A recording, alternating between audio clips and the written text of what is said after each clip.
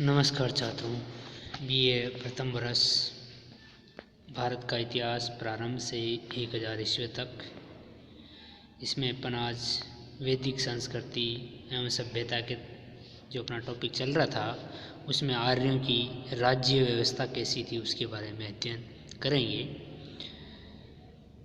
पहले वाले टॉपिक में अपन ने आर्यों का भारत आगमन, उनका प्रसार, आर्यों का सामाजिक जीवन, उनकी संस्कृति, वैदिक साहित्य, उनके बारे में अध्ययन किया था। अब आर्यों की राज्य व्यवस्था कैसी थी उनके बारे में आज अपन अध्ययन करेंगे। सबसे पहले अपन देखते हैं आर्य जन। वैसे ऋग्वेदिक काल में आर्य जो थे वो पश्चिम में पूर्व अफगानिस्तान से पूर्व में यमुना नदी तक और उत्तर में कश्मीर और हिमालय की तलहटी से लेकर दक्षिण में सिंध एवं राजस्थान के उत्तरी भूभाग तक, दक्षिण पूर्वी में पूरे राजस्थान और यमुना विंध्य पर्वतमाला के बीच से कुछ क्षेत्र तक आबाद हो चुके थे।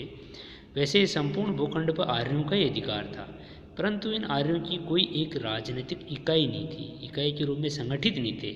समस्त आर्य जाति अनेक जनों में विभक्त थी। प्रत्येक जन का अलग नेता होता था और उसी नेता यानी राजा होता था। फलतः जो ये भूखंड था उनके छोटे छोटे अनेक राज्य थे जो आपस में या अन्य आर्येतर जातियों के साथ निरंतर युद्ध करते रहते थे। ऋग्वेद में भी 20 या 21 जनों का उल्लेख मिलता है, जिनमें प्रमुख हैं भरत, मत्स्य, पुरु, यदु आदि विशेष प्रमुख थे। ऐसा अनुमान है कि ब्रह्माव्रत में भरत, आधुनिक जयपुर, भरतपुर और अलवरी के क्षेत्र में मत्स्य, पंजाब में अनुस, दक्षिणी पूर्व में तुरुस थे। और आर्यों के जन सर्वसत्ता की स्थापना के लिए आपस में लड़ते रहते थे। ऋग्वेद में अपन ने पढ़ा था कि 10 राजाओं का युद्ध, 10 राज्य युद्ध का वर्णन मिलता है। भारत वंश के राजा सुदास ने विश्वामित्र को अपना पुरोहित पद से हटाकर वशिष्ठ को अपना पुरोहित बनाया था। यही बात इस युद्ध का कारण बनी। विश्वामित्र के नेतृत्व में पूर्व वंश के आर्य जनों ने राजा सुदास के विरुद्ध एक संघ बनाया। फिर दोनों पक्षों में पुरुषनी यानी वर्तमान रावी नदी के तट पर युद्ध हुआ था, जिसमें सुदास विजय रहा। इस युद्ध के में अनार्य राजा, आर्य और अनार्य सभी संघर्ष करना पड़ा वैसे सुदास को, क्योंकि अनार्य राजा भेद के नेतृत्व में अजस अक्षु जातियों ने यमुना तट पर राजा सुदास से युद्ध लड़ा, जिसमें राजा सुदास विजय रहा।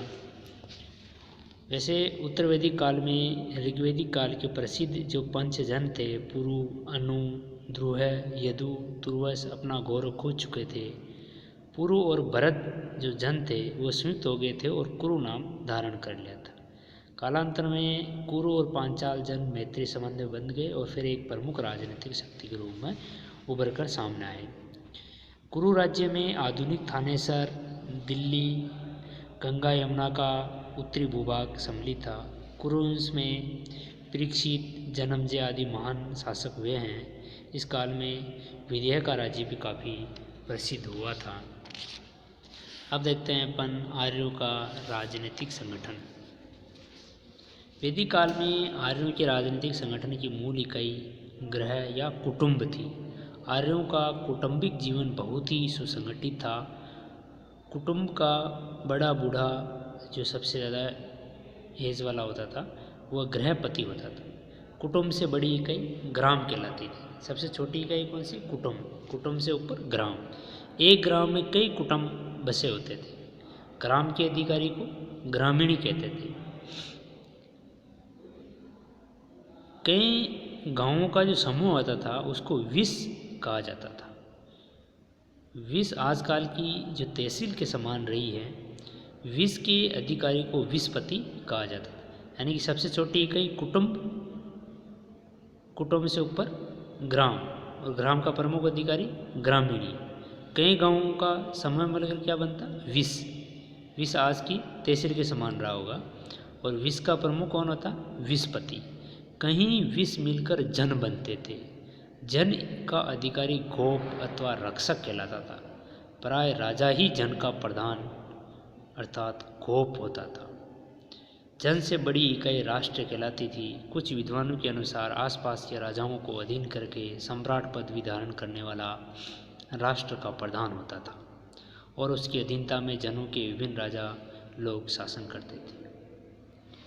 तो आर्यों की सबसे छोटी इकाई कुटुंब। एक कुटुंब के कई जो परिवार हैं, कुटुंब है, वो मिलकर ग्राम होते थे। ग्राम का प्रमुख ग्रामीणी। कई गांवों के समूह विष कहलाता था। विष का अधिकारी विषपति और कई विष मिलकर एक जन बनाते थे। जन का प्रमुख अधिकारी गोप या रक्षक होता था। इसे अपन राजा या प्रधान कहा जाता है। जन से बड़ी इकाई राष्ट्र होती थी। अब देखते हैं आर्यों की शासन पद्धति।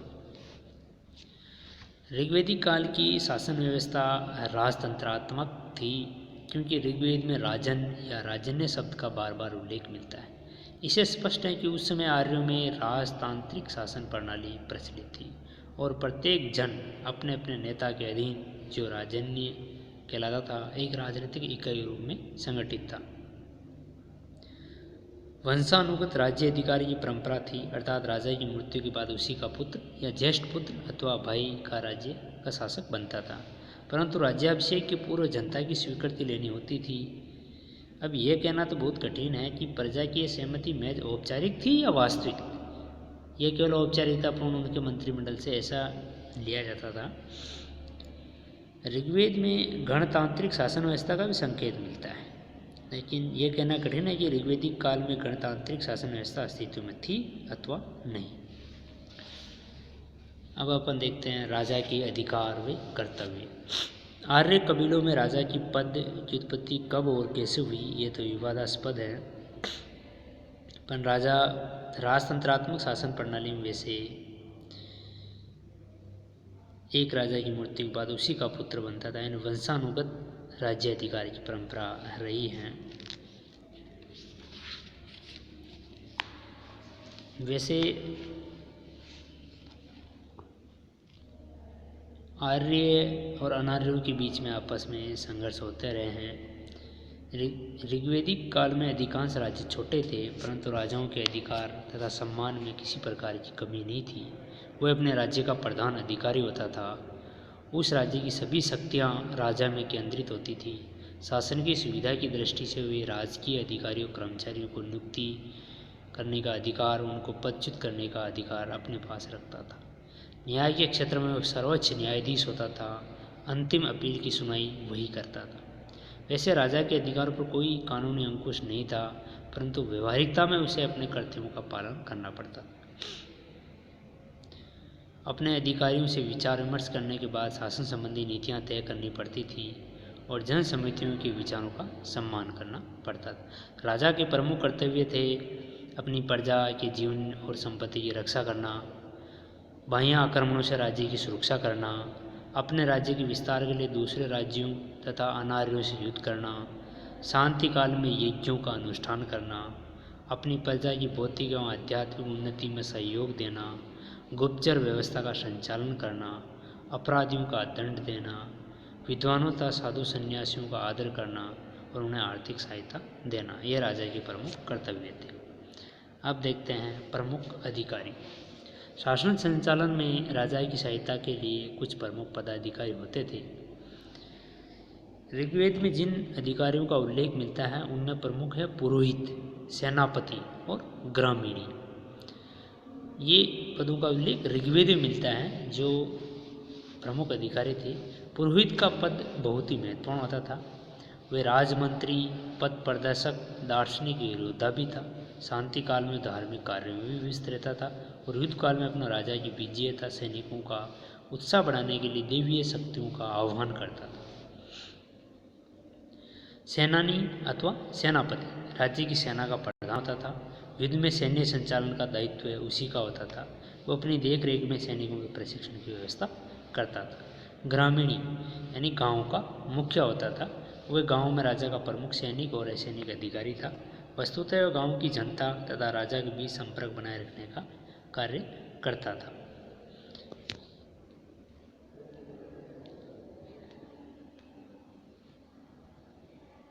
अब देखते हैं अपन न्याय व्यवस्था।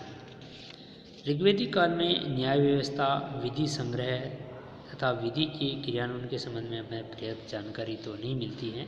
फिर भी राज्य में समाज सत्ता का केंद्र बिंदु होने के कारण राजा ही प्रधान न्यायाधीश होता था, जो विधि विशेषज्ञों की सहायता से, जिनमें उनका पुरोहित जो प्रमुख अधिकारी था, उसका सहयोग लेकर राजा न्याय का कार्य करता था। ऋग्वेद में बहुत से दंडनीय अपराधों का उल्लेख मिलता है, जैसे चोरी, डकैती, ऋण न चुकाना आदि अपराधों के लिए राज्य की ओर से क्या दंड दिया जाता है, इसमें बहुत कम उदाहरण मिलते हैं। मृत्युदंड की सजा प्रचलित थी, परंतु बहुत कम अवसरों पर यह सजा दी जाती थी। उत्तर वैदिक काल में राजा के न्याय संबंधी अधिकारी बढ़ गए थे। गांव में अपराधों के मामले को निपटाने हेतु पंच मध्यस्थ बनकर फैसला करते थे। अपराधों का पता लगाने के लिए उग्र नामक एक अधिकारी की नियुक्ति भी की गई। अब वैदिक कालीन अर्थव्यवस्था के बारे में देखते हैं। वैदिक काल के लोगों की आजीविका का जो मुख्य साधन था वह कृषि, पशुपालन, घरेलू उद्योग धंधे और तब वो व्यापार वाणिज्य, यानी कृषि और पशुपालन आर्यों की प्रमुख आजीविका के साधन थे। क्योंकि वैदिक सभ्यता ग्राम्य सभ्यता थी, अतः उसका आर्थिक जीवन मुख्यतः कृषि और पशुपालन पर आधारित था। भारत में अपने आगमन से ही आर्यों ने वन्य प्रदेशों को साफ करके अपने ग्रामों की स्थापना शुरू कर दी थी। ग्रामों की स्थापना के समय यह ध्यान रखा जाता था कि ग्रामवासियों को ग्राम के आसपास की जो खेती होती थी, खेत होते थे, उनको दे दिए जाते थे और समस्त गांव के मवेशियों के लिए अलग चारागाह भी बनाया जाता था।